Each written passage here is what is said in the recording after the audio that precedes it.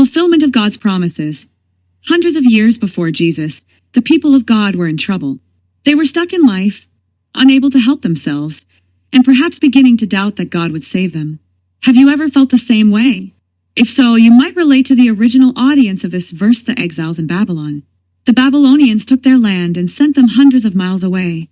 Maybe they thought God had abandoned them or that he couldn't hear their cries. But God is always present and he's always close. Isaiah let his people know that God would provide a way out of Babylonian captivity. And God kept his promise, allowing his people to return home. Generations later, many of God's people saw themselves as being in a new exile. They were home, but all was not well. So they remembered this verse and its promise that no matter how dark or desperate our situation might be, God is able to provide a path out of brokenness, heartbreak, and despair into a whole, healthy future. Little did they know that an even more permanent solution to the darkness they lived in was coming. Isaiah 40 verse 3 is a prophecy that was not only fulfilled when the exiles left Babylon and went home, but was also fulfilled in the coming of the Messiah.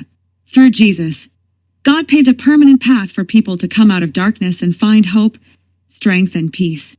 God provided a permanent way out of darkness and into light. So what are you going through? What's your Babylon? It might be a habit you can't break, a loved one who keeps making self-destructive decisions, or a mental health challenge that feels overwhelming. No matter what it is, God can and will make a way out of brokenness and into life.